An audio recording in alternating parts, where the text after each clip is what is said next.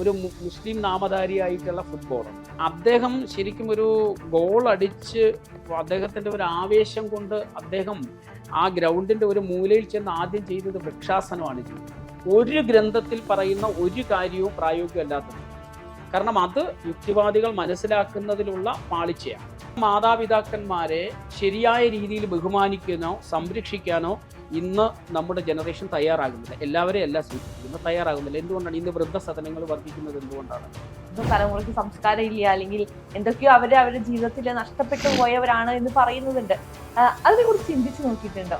ഇന്ന് ലോകമാകെ, ഭാരതമാകെ അല്ല, ഇന്ത്യ ആകെ അല്ല, ലോകമാകെ അംഗീകരിച്ചിട്ടുള്ള ഏറ്റവും വലിയ ഒരു സംസ്കാരമാണ് യോഗ എന്ന് പറയുന്നത്. യുക്തിവാദികളും അടക്കമുള്ള ആളുകൾ എന്താണ് പ്രചരിപ്പിക്കുന്നത്? കല്ലിനെയും മുള്ളിനെയും ആരാധിക്കുന്നു. കല്ലിനെയും മുള്ളിനെയും ആരാധിച്ചാൽ എന്ത് ലഭിക്കും എന്നുള്ളതാണ്. എത്രയോ അമ്മമാരും അച്ഛന്മാരും ഇവിടെ ഉപദ്രവിക്കപ്പെടുന്നത്. അതെ, സ്വന്തം മക്കള് തന്നെ കൊന്നു കൊടുക്കുന്ന അച്ഛന്റെയും അമ്മയുടെയും വാർത്തകൾ നമ്മൾ കാണുന്നുണ്ട്. അതെ. ഈശ്വരാരാധനയുടെ പ്രത്യക്ഷത്തിലുള്ള ഭാവം എന്ന് പറയുന്നത് അവനവനെ ശരിയാക്കുക എന്നുള്ളത് തന്നെ.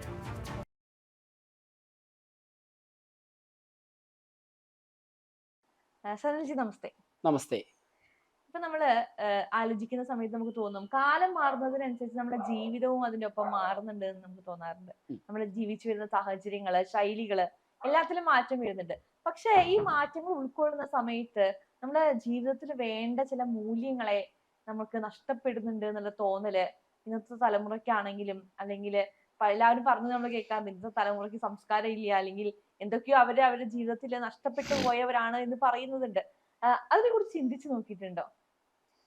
നമ്മുടെ പ്രപഞ്ചാരംഭം മുതൽ നമ്മുടെ മുനിമാരും മഹർഷിമാരും ഒക്കെ ദർശിച്ച ചില പാഠങ്ങളാണ് സത്യത്തിൽ ജീവിത മൂല്യങ്ങൾ എന്ന് പറയുന്നത്. എങ്ങനെയാണ് ഈ ജീവിത മൂല്യങ്ങൾ ആ കാലഘട്ടം മുതൽ ഇങ്ങോട്ടേക്ക് ആധുനിക സമൂഹത്തിൻ്റെ ഇടയിലേക്ക് പ്രചരിക്കുന്നത് എന്ന് ചോദിച്ചാൽ, നമ്മളൊക്കെ സാധാരണഗതിയിൽ കൃഷി ഇറക്കുന്ന വയലുകൾ കണ്ടിട്ടുണ്ടാവും. അപ്പോൾ ആ വയലുകളിൽ നിറയെ കൃഷിയൊക്കെ ഇറക്കി കഴിഞ്ഞതിന് ശേഷം ആ വയലുകളിൽ ആ കൃഷി ഇറക്കിയ കർഷകരൊക്കെ നടന്നു പോകുന്ന സമയത്ത് രൂപപ്പെടുന്ന ചില ഒറ്റയടി പാതകളുണ്ടാവും. ആ ഒറ്റയടി പാതയിലൂടെ കർഷകരൊക്കെ നടന്ന് നീങ്ങും. പിന്നീട് കുറച്ച് കഴിയുന്ന സമയത്ത് വീണ്ടും കുറേ ആളുകൾ അതിൻ്റെ പിറകെ നടക്കും. പിന്നീട് ചില കൃഷിക്ക് ആവശ്യമായിട്ടുള്ള ചില വാഹനങ്ങൾ, അന്നത്തെ പരമ്പരാഗത വാഹനങ്ങളൊക്കെ പോകുന്ന സമയത്ത് അവിടെ ഒരു പാത രൂപപ്പെടും. ഈ പാത എന്ന് പറയുന്നത് കാലക്രമത്തിൽ അത് രൂപപ്പെട്ട് ഇന്ന് കാണപ്പെടുന്ന പോലെയുള്ള ഗതാഗത യോഗ്യമായ പാതയിലേക്ക് വരും. സംസ്കാരത്തിൻ്റെ വരവ് അങ്ങനെയാണ്. അതായത് ഏതോ ഒരു കാലഘട്ടത്തിൽ, ഏതോ ഒരു പൂർവിക കാലഘട്ടത്തിൽ, ആ പൂർവിക കാലഘട്ടം എന്ന് പറയുന്നത് തന്നെ ഒരു പർവ്വതനിരയെ സംബന്ധിച്ചിടത്തോളം ഉള്ള ഒരു കാലഘട്ടം. അതായത് നമുക്കറിയാം, ഇപ്പോൾ ആധുനിക ഇന്ത്യ എന്ന് പറയാറുണ്ട്. ഇന്ത്യയെ കുറച്ചു മുന്നേ പറയുന്നത് അഖണ്ഡ ഭാരതം എന്ന സങ്കല്പത്തിൽ പറയാറുണ്ട്.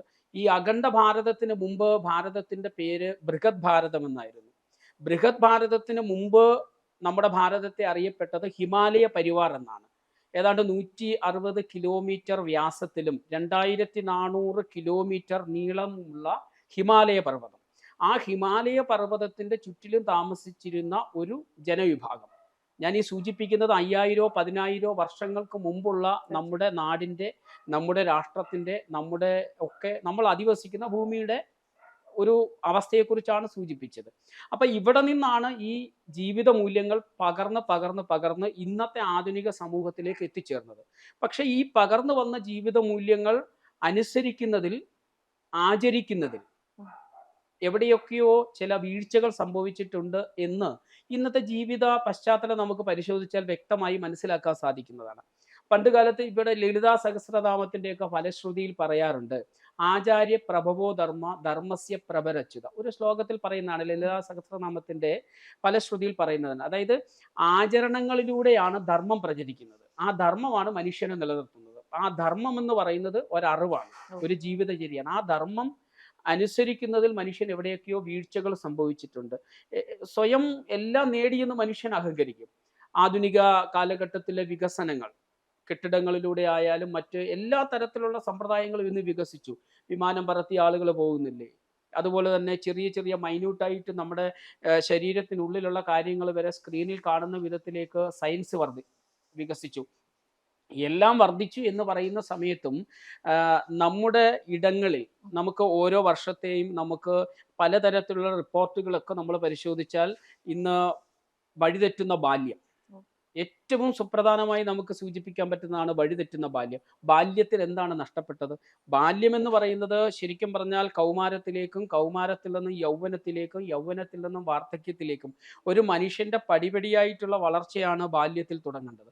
ആ ബാല്യത്തിൽ മൂല്യങ്ങൾ നഷ്ടപ്പെടുന്നു. ഇന്ന് ഇവിടെ നമ്മൾ ചിന്തിച്ചതാണ്, നമ്മൾ കണ്ടതാണ്, തിരുവനന്തപുരം പോലെയുള്ള സ്ഥലങ്ങളിൽ പല ജില്ലകളിലും ചില സ്കൂളുകളിൽ കുട്ടികൾ 4ൽ പഠിക്കുന്ന കുട്ടിയെ അല്ലെങ്കിൽ 5ാം ക്ലാസ്സിൽ പഠിക്കുന്ന കുട്ടിയെ പോലും മയക്കുമരുന്ന് കണ്ടന്റ് ഉള്ളിൽ ചെന്നതിന്റെ പേരിൽ ഹോസ്പിറ്റലൈസ് ചെയ്ത സംഭവങ്ങൾ നമ്മൾ പല ചാനലുകൾ റിപ്പോർട്ട് ചെയ്തതാണ്. എന്തുകൊണ്ടാണ്? അതിന്റെ ചുറ്റുവട്ടത്തുള്ള മിഠായി ഒക്കെ വാങ്ങിച്ച് കഴിക്കുന്ന സമയത്ത് അതിനകത്ത് ലഹരി പദാർത്ഥങ്ങൾ ഉൾക്കൊള്ളുന്നു. അപ്പോൾ നമ്മുടെ സംസ്ഥാനത്തെ അല്ലെങ്കിൽ നമ്മുടെ ഭാരതത്തിലെ നമ്മുടെ രാഷ്ട്രത്തിലെ ബാല്യത്തെ ലക്ഷ്യം വെച്ചുകൊണ്ട് ഒരു വലിയ പ്രവർത്തനം ചുറ്റിനും നടക്കുന്നുണ്ട്. എന്തുകൊണ്ട് അത് നടക്കുന്നു എന്നുള്ളൊരു ചോദ്യം. കാരണം ഇപ്പൊ നമുക്കറിയാം കുട്ടികൾ എന്ന് പറയുന്നത് ഏറ്റവും എളുപ്പത്തില് നമുക്ക് അവരെ മാനിപ്പുലേറ്റ് ചെയ്യാൻ പറ്റുന്ന വിഭാഗമാണ് കുരുന്നുകൾ എന്ന് പറയുന്നത്. അതുകൊണ്ട് തന്നെ ആയിരിക്കും അവരൊരു ടാർജറ്റായി മാറുന്നത്. പക്ഷേ ഒരു പുതിയ തലമുറയെയാണ് അവിടെ വഴിതെറ്റിക്കുന്നത് എന്നുള്ളതുണ്ട്. ഒപ്പം തന്നെ ഈ ജീവിത മൂല്യങ്ങൾ ഇപ്പൊ ചേട്ടൻ പറഞ്ഞതുപോലെ തന്നെ നമുക്ക് ഒരുപാട് തരത്തിലുള്ള മൂല്യങ്ങൾ കുട്ടികളിലേക്ക് എത്തിക്കാൻ അല്ലെങ്കിൽ അവരത് സ്വീകരിക്കുന്ന ഒരു മനസ്സ് അവർക്ക് ഉണ്ടാകാതെ പോകുന്ന ഒരു സാഹചര്യം കൂടി ഇതിന് പ്രധാന കാരണമാവുന്നില്ലേ? തീർച്ചയായിട്ടും. അതായത് നമ്മുടെ ഈ ബാല്യങ്ങളിൽ കണ്ണുവെക്കുന്നത്, കാരണം ഞാൻ നേരത്തെ പറഞ്ഞു എവിടെ നിന്നാണ് ഈ സംസ്കരണം തുടങ്ങേണ്ടത്? സംസ്കരണം തുടങ്ങേണ്ടത് ശൈശവ ബാല്യദശയിൽ തന്നെയാണ് സംസ്കരണം തുടങ്ങേണ്ടത്. ആ സംസ്കരണം അവർക്ക് കിട്ടാതിരിക്കുന്ന സമയത്ത് ദീർഘകാലാടിസ്ഥാനത്തിൽ ഒരു വലിയ ജനറേഷൻ നഷ്ടപ്പെടുന്ന ഒരു സാഹചര്യത്തിലേക്ക് കൊണ്ടെത്തിക്കും. അവിടെ ആ ബാല്യത്തിലാണ് ഒരു വലിയ കാട്ടാളന്മാർ കണ്ണുവച്ചിരിക്കുന്നത്. ആ ബാല്യത്തെ ഇല്ലാതാക്കിയാൽ, ബാല്യത്തെ എങ്ങനെ ഇല്ലാതാക്കുന്നു എന്ന് ചോദിച്ചു കഴിഞ്ഞാൽ നമുക്ക് വളരെ നിഷ്പ്രയാസം പറയാൻ സാധിക്കും. കുട്ടികൾക്ക് ആവശ്യമായിട്ടുള്ള സംസ്കരണം ലഭിക്കേണ്ടത് എവിടെ നിന്നാണ്? നമ്മൾ നമ്മളോടൊരു ചോദ്യം ചോദിക്കുകയാണ്, നമുക്ക് ഏറ്റവും ഇഷ്ടപ്പെട്ട ഇടം എവിടെയാണെന്ന് ചോദിച്ചാൽ നമ്മൾ എന്താ മറുപടി പറയുക? നമുക്ക് ഏറ്റവും ഇഷ്ടപ്പെട്ട ഇടം നമ്മുടെ വീടാണെന്ന് പറയും. ശരിയല്ലേ? എല്ലാ മനുഷ്യർക്കും ഏറ്റവും ഇഷ്ടപ്പെട്ട ഇടം, ഏറ്റവും കൂടുതൽ സമയം ചെലവഴിക്കുന്നത് അവനവന്റെ വീടുകളാണ്. അപ്പൊ ഈ വീട്ടിൽ, ഗൃഹത്തിൽ നിന്ന് ആ സംസ്കരണം ഉണ്ടാകണം. ഗൃഹത്തിൽ ഈ സംസ്കരണം സംഭവിക്കണമെങ്കിൽ അവിടെ ആര് സംസ്കരിക്കപ്പെടണം? അവന്റെ മാതാപിതാക്കന്മാർ സംസ്കരിക്കപ്പെടണം. അവന്റെ മാതാപിതാക്കന്മാർ സംസ്കരിക്കപ്പെടണമെങ്കിൽ അവർ സംസ്കാരമുള്ളവരും ധർമ്മമനുസരിച്ച് ജീവിക്കുന്നവരായി മാറണമെങ്കിൽ അവരുടെ മുൻ തലമുറ അതനുസരിച്ച് ജീവിച്ചവരായിരിക്കണം. ഇവിടെ വന്നിട്ടുള്ള ഒരു ജീവിതചര്യയിൽ വന്നിട്ടുള്ള ലോപം, നഷ്ടം, അല്ലെങ്കിൽ ആ ആചരണത്തിൻ്റെ ഇല്ലായ്മയാണ് സത്യത്തിൽ ഇന്നത്തെ ജനറേഷൻ്റെ ഈ തരത്തിലുള്ള മൂല്യച്യുതിക്ക് കാരണം. എന്താണോ നമ്മൾ അനുസരിക്കേണ്ടത്, ഭാരതീയ കാഴ്ചപ്പാടനുസരിച്ച്, നമ്മളൊക്കെ ഭാരതത്തിൽ ജീവിക്കുന്നവരാണ്, കേരളത്തിൻ്റെ ഏതെങ്കിലും ഒരു മൂലയിൽ ജീവിക്കുന്നവരാണെങ്കിൽ നമ്മൾ ഭാരതീയരാണ്. അപ്പോൾ ഭാരതത്തിൻ്റെ കാഴ്ചപ്പാടനുസരിച്ച് ഭാരതത്തിൻ്റെ ആ തനത് സംസ്കാരം അനുസരിച്ച് എങ്ങനെയാണ് ജീവിക്കേണ്ടത് എന്ന് നമ്മളോട് നമ്മുടെ പൂർവികർ പറഞ്ഞു തരുന്നുണ്ട്. വേദങ്ങളിലൂടെയും വേദാംഗങ്ങളിലൂടെയും ഉപനിഷത്തുകളിലൂടെയും ചെറിയ ചെറിയ കഥകളിലൂടെയും രാമായണത്തിലൂടെയും മഹാഭാരതത്തിലൂടെയും ഒക്കെ നമ്മുടെ മുന്നിലേക്ക് ഈ ദർശനങ്ങൾ നമ്മുടെ പൂർവികർ നമ്മുടെ മുന്നിലേക്ക് വച്ചിട്ടുണ്ട്. പക്ഷെ അതനുസരിച്ച് ജീവിക്കാൻ ഒരു തലമുറ തയ്യാറാകാത്തത് കൊണ്ട് ഈ വരുന്ന തലമുറയും അതിനെ പിന്തുടർന്ന് വരുന്നത് കൊണ്ട് ചില മൂല്യച്യുതികൾ സംഭവിക്കുന്നു. മാറ്റം വരേണ്ടത് വ്യക്തികളിൽ മാറ്റം വരണം. വ്യക്തികളിൽ മാറ്റം വരണമെങ്കിൽ തീർച്ചയായിട്ടും അവൻ്റെ കുടുംബത്തിൽ മാറ്റം വരണം. അവിടെ കുടുംബ പ്രബോധനം പോലെയുള്ള പ്രവർത്തനങ്ങൾ ഉണ്ടാകണം. കുടുംബ പ്രബോധനം പോലെയുള്ള പ്രവർത്തനങ്ങൾ എന്ന് പറയുന്നത് പഞ്ചമഹായജ്ഞങ്ങളെക്കുറിച്ച് ഞാൻ സൂചിപ്പിക്കാം. പഞ്ചമഹായജ്ഞങ്ങൾ അനുസരിക്കണമെന്നാണ് സ്വാമി വിവേകാനന്ദൻ ഭഗിനി നിവേദിത തൻ്റെ പ്രഥമ ശിഷ്യയോട് വിവേകാനന്ദ സ്വാമിജികൾ പറഞ്ഞത്. ഇന്ന് നമ്മുടെ ഭാരതം അല്ലെങ്കിൽ നമ്മുടെ രാഷ്ട്രം, നമ്മൾ അധിവസിക്കുന്ന നമ്മുടെ സമാജം നേരിടുന്ന ഏറ്റവും വലിയ മൂല്യച്യുതിക്ക് എന്താണ് കാരണം? ആചരണങ്ങളിൽ നിന്ന് വിട്ടുനിൽക്കുന്നു. പഞ്ചമഹായജ്ഞങ്ങൾ ആചരിക്കുന്നില്ല. അപ്പൊ പഞ്ചമഹായജ്ഞങ്ങൾ എന്താണ്? പിതൃയജ്ഞം അത് നടത്തപ്പെടുന്നില്ല. പിതൃയജ്ഞം എന്ന് പറയുന്ന ഏതെങ്കിലും പൂജയോ കർമ്മങ്ങളോ അല്ല. ഈ യജ്ഞം എന്ന് പറയുമ്പോൾ തന്നെ അതൊരു പൂജയുമായി ചിന്തയിലേക്ക് പോകുന്നുണ്ട് എന്നുള്ളതാണ്. യജ്ഞം എന്ന് പറയുന്നത് പ്രവൃത്തി എന്ന് മാത്രമേ ഉള്ളൂ അർത്ഥം. ഞാൻ ശില്പിയോട് സംസാരിച്ചുകൊണ്ടിരിക്കുന്നത് ഒരു പ്രവൃത്തിയാണ്, ഒരു യജ്ഞമാണ്. അടുക്കളയിൽ ആഹാരം പാകം ചെയ്യുന്നു, അതൊരു യജ്ഞമാണ്. യജ്ഞം എന്ന് പറയുന്നത് പിതൃയജ്ഞം. നമുക്ക് പഞ്ചമഹായജ്ഞങ്ങൾ പറയുമ്പോൾ അതിൽ പിതൃയജ്ഞം എന്ന് പറയുന്നത് ഭാരതീയ കാഴ്ചപ്പാടനുസരിച്ച് ഭാരതത്തിന്റെ തത്വങ്ങൾ പറയുന്നത് ആ 5 ഋണബാധ്യതകളിൽ ഋണം എന്ന് പറയുന്നത് സാൻസ്ക്രിറ്റ് ആണ്, അത് ഋണം എന്ന് പറഞ്ഞ കടവാണ്. 5 കടബാധ്യതകളിലാണ് മനുഷ്യൻ ജനിക്കുന്നത് എന്ന് പറയാറുണ്ട്. ഈ 5 കടബാധ്യതകൾ തീർക്കുന്നതിന് വേണ്ടി 5 യജ്ഞങ്ങൾ, മഹായജ്ഞങ്ങൾ, അതിനെയാണ് പഞ്ചമഹായജ്ഞങ്ങൾ. അതിൽ ഒന്നാമത്തതാണ് പിതൃയജ്ഞം എന്ന് പറയുന്നത്. സ്വന്തം മാതാപിതാക്കന്മാരെ ശരിയായ രീതിയിൽ ബഹുമാനിക്കാനോ സംരക്ഷിക്കാനോ ഇന്ന് നമ്മുടെ ജനറേഷൻ തയ്യാറാകുന്നില്ല. എല്ലാവരെയും അല്ല സൂചിപ്പിക്കുന്നത്, തയ്യാറാകുന്നില്ല. എന്തുകൊണ്ടാണ്? ഇന്ന് വൃദ്ധസദനങ്ങൾ വർദ്ധിക്കുന്നത് എന്തുകൊണ്ടാണ്? ഇന്ന് അനാഥാലയങ്ങൾ വർദ്ധിക്കുന്നത് എന്തുകൊണ്ടാണ്? ഒരു 50 വർഷം 20 വർഷം മുമ്പ് 25 വർഷം മുമ്പുള്ള സർവേ നോക്കിയാൽ ഇത്രയും വൃദ്ധസദനങ്ങൾ ഇല്ല. നമ്മുടെ നാട്ടിലില്ല. എത്രയോ അമ്മമാരും അച്ഛന്മാരും ആണ് ഇന്നിവിടെ ഉപദ്രവിക്കപ്പെടുന്നത്. അതെ, സ്വന്തം മക്കള് തന്നെ കൊന്നു കൊടുക്കുന്ന അച്ഛന്റെയും അമ്മയുടെയും വാർത്തകൾ നമ്മൾ കാണുന്നുണ്ട്. അതെ. അപ്പൊ ഈ ഈ ഒരു പോയിന്റിൽ നിന്ന് വേണം നമ്മൾ നമ്മുടെ ഈ ജീവിത മൂല്യത്തെ നോക്കിക്കാണാൻ. നമ്മുടെ പോയിന്റ് ജീവിത മൂല്യം ഉം. ആയതുകൊണ്ട് ഈ മാതാപിതാക്കന്മാരെ സംരക്ഷിക്കാൻ അവന് മുന്നേ ഇരുന്ന മാതാപിതാക്കന്മാർ അത് കാട്ടിക്കൊടുക്കാത്തത് കൊണ്ടാകും. ആചരണം ഞാൻ പറഞ്ഞു. ആചരണങ്ങളിലൂടെയാണ് ധർമ്മം പ്രചരിക്കുന്നത്. ആചാര്യ പ്രഭവോ ധർമ്മ. അത് ധർമ്മം അങ്ങനെയാണ് പ്രചരിക്കുന്നത്. അപ്പൊ സ്വാഭാവികമായിട്ടും ഈ പിതൃയജ്ഞം സ്വന്തം മാതാപിതാക്കളെ, അതുപോലെ തന്നെ 7 തലമുറ മുമ്പുള്ള നമ്മുടെ വംശവൃക്ഷം നമുക്ക് തയ്യാറാക്കാൻ പറ്റും. ഓ. ഇപ്പോ നമ്മൾ തമ്മിൽ സംസാരിച്ചുകൊണ്ടിരിക്കുന്നു. നമ്മുടെ എത്ര ജനറേഷൻ, എത്ര തലമുറ മുമ്പുള്ളവരെ നമുക്കറിയാം. എൻ്റെ അച്ഛൻ അമ്മ എനിക്കറിയാം. അവരുടെ പേരെന്താണ് എനിക്കറിയാം. എൻ്റെ അച്ഛൻ്റെ അച്ഛനെയും എൻ്റെ അച്ഛൻ്റെ അമ്മയുടെ അച്ഛനെയും എനിക്കറിയാം. അതെ. അതിന് മുമ്പോട്ടൊരു 4 ജനറേഷനോ 5 ജനറേഷനോ അങ്ങോട്ട് മുന്നോട്ട് പോകാൻ ഒരു 7 തലമുറ എങ്കിലും വരെയുള്ള വംശവൃക്ഷം തയ്യാറാക്കിക്കൊണ്ട് ആ പിതൃയജ്ഞം നടത്താൻ നമ്മൾ തയ്യാറാകണം. ഇപ്പൊ നമുക്ക് കഴിഞ്ഞ തലമുറയിൽ അത് സാധിച്ചില്ല, ശരിയാണ്. പക്ഷെ ഇപ്പോൾ ഉള്ള കുട്ടികളെയും നമുക്കും എല്ലാവർക്കും കൂടി ഒത്തൊരുമിച്ചാൽ ഇനി വരാൻ പോകുന്ന ഒരു ജനറേഷനിലേക്ക് നമുക്ക് ഈ തത്വം പകർന്നു കൊടുക്കാൻ പറ്റും. ഉറപ്പായിട്ടും. നമ്മുടെ മൂല്യച്യുതി, ജീവിത മൂല്യത്തിന്റെ ച്യുതി എവിടെയാണ് വന്നത്? ശോഷണം എവിടെയാണ് വന്നത്? മുൻ തലമുറയിലാണ്. അവർ നമുക്ക് എന്ത് കാട്ടിത്തന്നില്ല. പക്ഷെ ഇനി നമുക്കത് കാട്ടിക്കൊടുക്കണം. ഈ തലമുറ അത് ഒരു ആപ്തവാക്യമാക്കി എടുത്തുകൊണ്ട് വരാൻ പോകുന്ന ഒരു തലമുറയ്ക്ക് അത് നമ്മൾ കാട്ടിക്കൊടുക്കുന്ന സമയത്ത് ഈ യജ്ഞം പൂർത്തീകരിക്കാൻ സാധിക്കും. അതുപോലെ തന്നെയാണ് ബ്രഹ്മയജ്ഞം.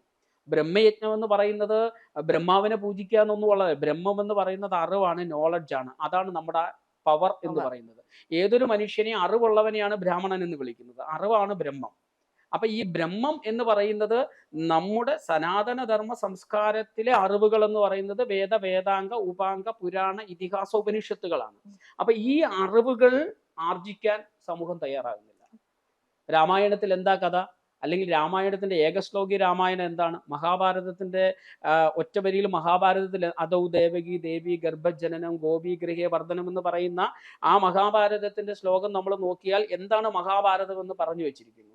രാമം പൂർവ്വ തപോവനാധിഗമനം ഹത്വാമൃഗം കാഞ്ചനം എന്ന് തുടങ്ങുന്ന ഏകശ്ലോകി നമ്മൾ നോക്കിയാൽ അവിടെ രാമായണം എന്താന്ന് പറഞ്ഞു വെച്ചിരിക്കുന്നു. അപ്പൊ ഈ രാമനെയും കൃഷ്ണനെയും അവർ രണ്ടുപേരും മാനവ സമൂഹത്തിലെ മനുഷ്യരായിട്ട് നമ്മുടെ മുമ്പിൽ നിൽക്കുന്ന ധർമ്മത്തിന്റെ 2 മാതൃകകളാണ്. ബാക്കിയുള്ള ഈശ്വരന്മാരെ പോലെയല്ല. അവരുടെ ജീവിതചര്യകൾ എന്താണ്? പുസ്തകങ്ങൾ എന്താണ്? ബ്രഹ്മം, നമ്മുടെ അറിവുകൾ എന്താണ്? ആ അറിവുകളെ വേണ്ട വിധത്തിൽ ആർജിക്കാൻ തയ്യാറാകുമ്പോൾ ബ്രഹ്മയജ്ഞം പൂർത്തീകരിക്കാൻ സാധിക്കുന്നു. അതുപോലെ തന്നെയാണ് നരയജ്ഞം. നരയജ്ഞം എന്ന് പറയുന്നത് മനുഷ്യനെ സേവിക്കുക എന്നുള്ളത് മാത്രമാണ്. അതിന് യജ്ഞം എന്ന് പറയുമ്പോൾ അത് വേറെന്തോ ആണെന്ന് ധരിക്കുകയാണ്. മനുഷ്യനെ നമ്മൾ സേവിക്കുക, അതായത് നമ്മുടെ സഹജീവികളെ നമ്മുടെ സ്വന്തമായി കണ്ടുകൊണ്ട് മാനവ സേവ മാധവ സേവ എന്ന ഒരു ആപ്തവാക്യത്തോടു കൂടി മനുഷ്യനെ നമ്മൾ സേവിക്കാൻ തയ്യാറാകുമ്പോൾ ശരിക്കും പറഞ്ഞാൽ നരയജ്ഞമാകും. പിന്നീട് നമുക്കറിയാം ദേവയജ്ഞം ഉണ്ട്. ദേവയജ്ഞം എന്ന് പറയുന്നത് ഈശ്വരന്മാരെ പൂജിക്കൽ മാത്രമല്ല. ഈശ്വരന്മാരെന്ന് പറയുന്നത് എന്താണ്? പഞ്ചതന്മാത്രകളാണ്. വായു, അഗ്നി, ജലം, ഇങ്ങനെ പറയുന്ന പഞ്ചതന്മാത്രകളാൽ നിർമ്മിതമാണ് എല്ലാ ഈശ്വരന്മാരും. അപ്പോൾ നമ്മുടെ പരിസ്ഥിതിയെ, നമ്മുടെ ഈ പഞ്ചതന്മാത്രകളെ പൂജിക്കലാണ് ദേവയജ്ഞം എന്ന് പറയുന്നത്. അതുപോലെ തന്നെയാണ് ഭൂതയജ്ഞം. ഭൂതയജ്ഞം എന്ന് പറയുന്നത് ശരിക്കും പ്രകൃതിയെ സ്നേഹിക്കുക എന്നുള്ളതാണ്. നല്ല മരങ്ങൾ വെച്ച് പിടിപ്പിക്കുക, ജലം സൂക്ഷിച്ചുപയോഗിക്കുക, അതുപോലെ തന്നെ നല്ല ഹരിതഗൃഹമാക്കി നമ്മുടെ ഭവനത്തെ മാറ്റുക. ഇതൊക്കെ ഇങ്ങനെ പഞ്ചമഹായജ്ഞങ്ങൾ ജീവിതത്തിലും കുടുംബത്തിലും അനുഷ്ഠിക്കാൻ തയ്യാറാകുന്നിടത്ത് ജീവിത മൂല്യങ്ങൾ വീണ്ടും ഉയർന്നു വരും. അങ്ങനെ ജീവിത മൂല്യങ്ങൾ വരുമ്പോൾ ദീർഘകാല ഭാവിയിൽ അല്ലെങ്കിൽ അടുത്തൊരു ജനറേഷനിലേക്ക് നമുക്ക് ഈ തത്വത്തെ പകർന്നു കൊടുക്കാൻ പറ്റും. അപ്പൊ എവിടെയാണ് നമുക്ക് ഈ ജനറേഷനിൽ മാറ്റം വരുത്താൻ പരിശ്രമിക്കുന്നതിനോടൊപ്പം അടുത്ത തലമുറയെ നമുക്ക് കൃത്യമായ ലക്ഷ്യത്തിലേക്ക് എത്തിക്കാൻ സാധിക്കും. ഇപ്പോ ഈ ജീവിതത്തിലേക്ക് ഇത്തരം മൂല്യങ്ങൾ ഉൾക്കൊണ്ട് കഴിഞ്ഞു കഴിഞ്ഞാൽ എന്ത് മാറ്റങ്ങളാണ് ജീവിതത്തിൽ ഉണ്ടാവുക എന്നുള്ളതായിരിക്കും കുറച്ച് യുക്തിവാദികൾ എന്നൊക്കെ പറയുന്ന ഒരു കാറ്റഗറിയിൽ ഉള്ള ആളുകളെ നമ്മൾ ശ്രദ്ധിക്കുമ്പോൾ അവർ ചോദിക്കുന്നത്. കാരണം അവർ ചോദിക്കുന്നത് ഇപ്പോ നമ്മൾ നേരത്തെ പറഞ്ഞല്ലോ, ഇപ്പൊ നമ്മളെ ആരാധനാക്രമങ്ങള് അല്ലെങ്കിൽ ആചാരങ്ങളുമായി ബന്ധപ്പെട്ട സംഭവങ്ങള്, ഇതിനെല്ലാം ചേർത്ത് പിടിച്ചിരുന്ന ഒരു സംസ്കാരം ഉണ്ടായിരുന്നു ഭാരതത്തിന്. പക്ഷെ പിന്നീട് എപ്പോഴും ആ സംസ്കാരത്തിൽ നിന്ന് വ്യതിചലിക്കാൻ അല്ലെങ്കിൽ ഒരു ഏറ്റിസ്റ്റ് മനോഭാവം കൊണ്ട് ജീവിക്കാൻ തുടങ്ങിയ ആളുകളായിട്ട് മാറേണ്ടി വന്നു എന്നുള്ളതാണ്. പക്ഷെ ഇന്നത്തെ തലമുറ കുറച്ചും കൂടിയും അതിലേക്ക് വിശ്വാസത്തിലേക്ക് എത്തുന്നുണ്ട്. അപ്പോ ആ ഒരു മാറ്റത്തെ ഒരു പോസിറ്റീവായിട്ട് കണ്ടുകൂടെ? തീർച്ചയായും. അതായത് പ്രായോഗികമായ വിശ്വാസങ്ങളെ ജീവിതത്തിൽ പ്രാവർത്തികമാക്കണം. എല്ലാം, അതായത് സനാതന ധർമ്മം പറയുന്ന, സനാതനം എന്ന് പറയുന്നത് എന്താണ്? ഇപ്പൊ ഒരു ഒറ്റ ഉദാഹരണം പറയും. സത്യം വദ ധർമ്മം ചര, ഒരു ഉപനിഷത്ത് വാക്കാണ്. ഒരു 5000 വർഷം മുമ്പ് നമ്മളോട് സത്യം വദ ധർമ്മം ചര എന്ന് പറഞ്ഞാൽ അത് ശരിയല്ലേ? ഉം. സത്യം പറയുക, ധർമ്മത്തിൽ ധർമ്മം. ചരിക്കുക. ഈ ആധുനിക കാലഘട്ടത്തിലും സത്യം വദ ധർമ്മം ചരയ്ക്ക് വലിയ പ്രാധാന്യമുണ്ട്. ഉറപ്പായിട്ടും. ഇനി ഒരു 5000 വർഷത്തിന് ശേഷം നമ്മളൊന്നും ഉണ്ടാവില്ല. ഏതോ ഒരു ജനറേഷൻ ആയിരിക്കും 5000 വർഷത്തിന് ശേഷം ഇവിടുത്തെ മനുഷ്യ സമൂഹത്തിൽ ഉണ്ടാകുക. അവിടെയും സത്യം വദ ധർമ്മം ചരയ്ക്ക് യാതൊരു മാറ്റം ഉണ്ടാവില്ല. സത്യം പറയുക, ധർമ്മത്തിൽ ചരിക്കുക.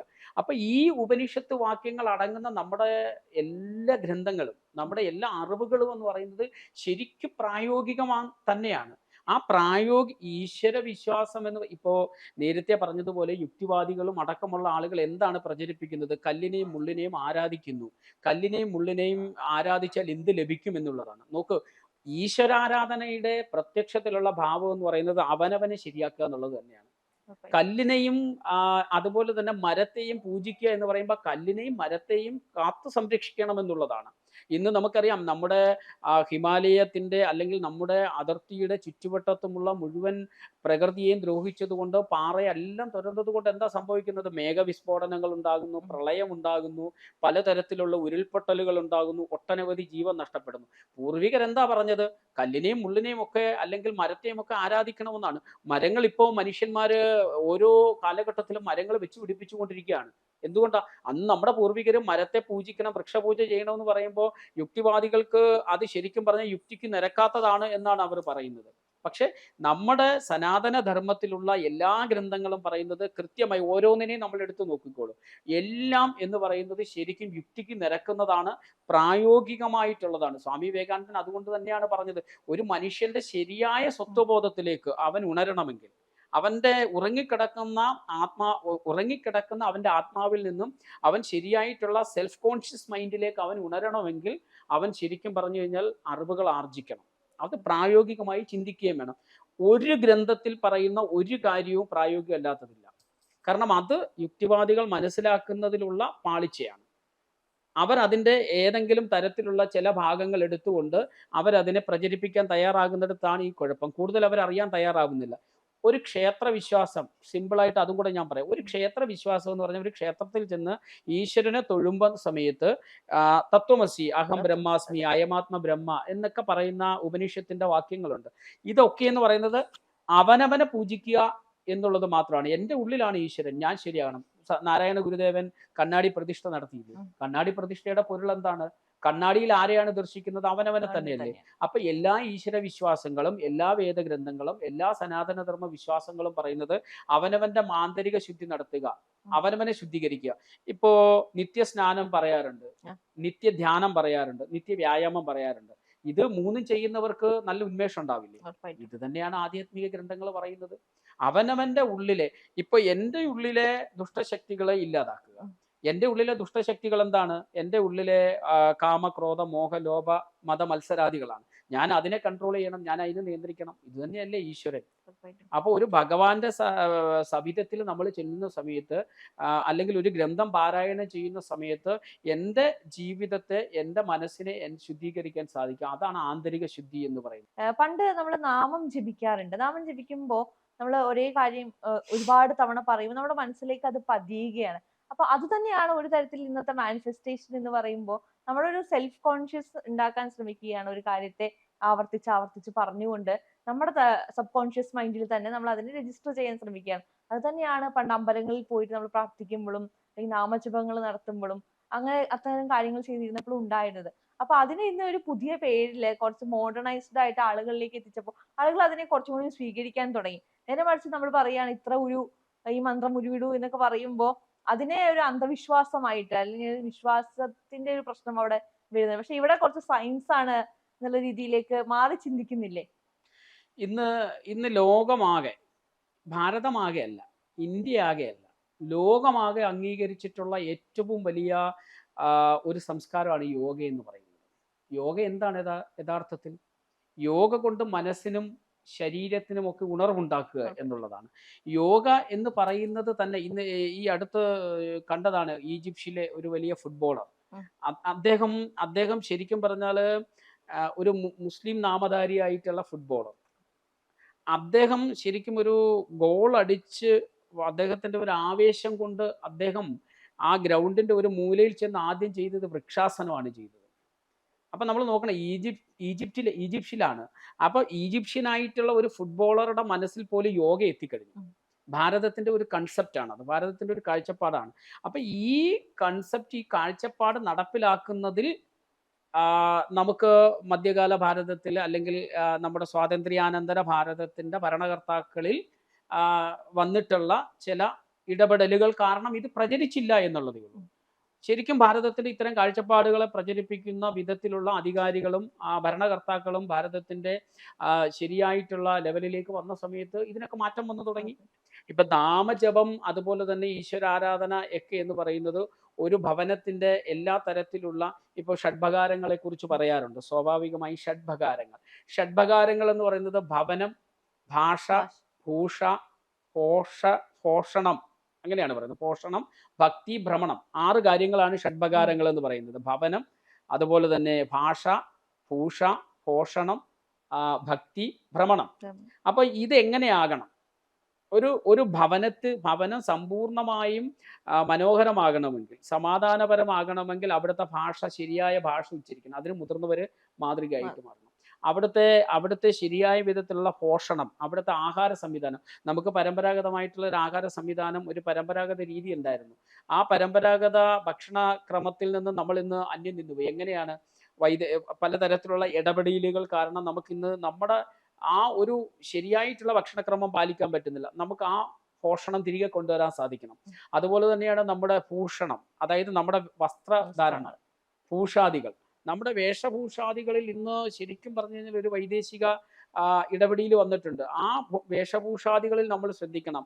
രാഷ്ട്രത്തിന് ചേരുന്ന, പരമ്പരാഗതമായിട്ട് നമുക്ക് ചേരുന്ന തരത്തിലേക്ക് നമ്മൾ മാറണം. ഭക്തി എന്ന് പറയുന്നത് സമ്പൂർണ്ണമായിട്ട് ഒരു വീട്ടിൽ ഒരു മാസത്തിൽ ഒരിക്കലെങ്കിലും അല്ലെങ്കിൽ ആഴ്ചയിൽ ഒരിക്കലെങ്കിലും കുടുംബാംഗങ്ങൾ എല്ലാവരും ഒരുമിച്ചിരുന്ന് മഹാതാരക മന്ത്രമോ അല്ലെങ്കിൽ ഹരേ രാമ ഹരേ രാമ, അതാണ് മഹാതാരക മന്ത്രമോ, അല്ലെങ്കിൽ പഞ്ചാക്ഷരി മന്ത്രമോ അല്ലെങ്കിൽ ദ്വാദശാക്ഷരി മന്ത്രമോ അഷ്ടാക്ഷരി മന്ത്രമോ ഒക്കെ ചൊല്ലാൻ തയ്യാറാകണം. അപ്പൊ അവിടെ ആ കുടുംബത്തിൽ അത്രയും മാത്രം വലിയ മാറ്റം ഉണ്ടാകും. ഭ്രമണം എന്ന് പറയുന്നത്, ഇപ്പൊ നമ്മൾ അറിയാം, വീടുകാരൊക്കെ ടൂറൊക്കെ പ്ലാൻ ചെയ്യാറുണ്ട്. അത് ഒരു മാസത്തിൽ ഒരിക്കൽ ഭക്തി സംബന്ധമായ യാത്രയിലേക്കൊക്കെ പ്ലാൻ ചെയ്യണം. ഇങ്ങനെ ഇത് ശരിയായ വിധത്തിൽ നമ്മുടെ ഗ്രാമങ്ങളിൽ 6 ലക്ഷം ഗ്രാമങ്ങളാണ് ഭാരതത്തിലുള്ളത്. അത് ഏതാണ്ട് ഒരു 1 ലക്ഷത്തിൽ താഴെയുള്ള ഗ്രാമങ്ങളിൽ ഇപ്പോഴും ഇതൊക്കെ അനുവർത്തിച്ചു പോകുന്നുണ്ട്. പക്ഷെ ഇനിയും 5 ലക്ഷം ഗ്രാമങ്ങൾ മിച്ചം കിടക്കണം. ഈ 6 ലക്ഷം ഗ്രാമങ്ങളിലും ഈ പരിവർത്തനം വന്നു കഴിഞ്ഞാൽ ഭാരതം വൈഭവ സമ്പൂർണ്ണമാകും. ഭാരതത്തിലെ ജനങ്ങൾ വളരെ സന്തോഷവാന്മാരായിരിക്കും. അത് ഏകദേശം ഒരു 10, 25, 22 വർഷത്തിനുള്ളിൽ ഒരു വലിയ സമൂലമായിട്ടുള്ള വ്യവസ്ഥാ പരിവർത്തനം, അത് സമാജ പരിവർത്തനമായിട്ട് വരാൻ പോവുകയാണ്. അപ്പൊ അതിനുള്ള തയ്യാറെടുപ്പുകൾ പല മേഖലകളിലും നടക്കുന്നുണ്ട്. അങ്ങനെ ആ ഒരു വ്യവസ്ഥാ പരിവർത്തനം, ഒരു സമാജ പരിവർത്തനം സമ്പൂർണ്ണമാകുമ്പോൾ ശരിക്കും നമ്മുടെ സമാജം വൈഭവ സമ്പൂർണ്ണമാകും. നമസ്കാരം. നമസ്തേ.